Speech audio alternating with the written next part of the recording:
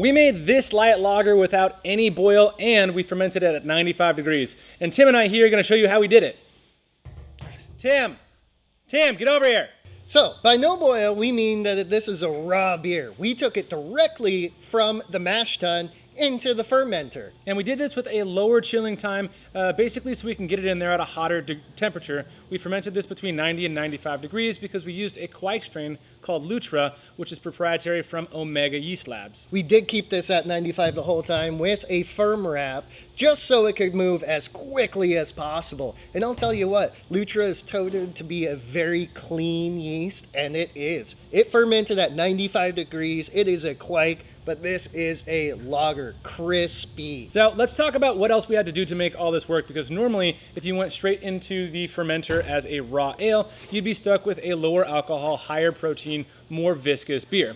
It started with what we did in the mash, which is add a combination of enzymes, namely Viscobuster and OptiMash. Viscobuster is to reduce the viscosity of your mash, Viscobuster, and that provides you a better filtration, better lauter, more sugars coming out of it. OptiMash is basically some extra enzymes in there to convert more starches into sugars.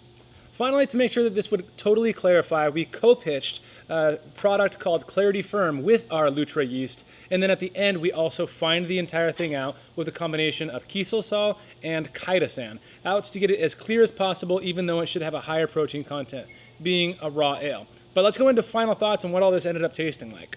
Well, one final thing on that, to do the hops, because it still does need a little bit of hoppiness to balance that, we actually did hop the Sprague water. That way the hoppiness went straight through the mash and into the mash tun. Final thoughts on it?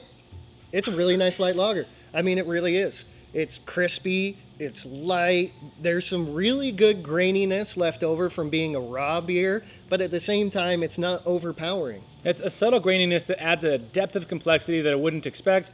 Definitely not true to style for a lager, but it is a light lager, flavor and feel, just with a little extra flavor. It's also a touch fruitier. Think a German lager fermented warm, kind of a little bit of extra fruitiness and just a touch of acetaldehyde, which gives it a little bit of depth and also some interestingness, some bright notes, but overall it's just a bright, crispy, fun beer. I would say that the fruitiness probably comes from as much from the hops that we used as the yeast. We used American Noble, so while they have very low alpha acids, it was Simcoe, Citra, Mosaic, and Cascades. But it's really nice, crisp, clean. This is a chuggable beer. Very delicious. Let us know if this is a style that you are interested in trying, or if you want to learn more about it, check us out on Instagram, like, subscribe, comment, do all that fun stuff, and we'll see you next time on the Genius Brewing channel. That was a terrible throw.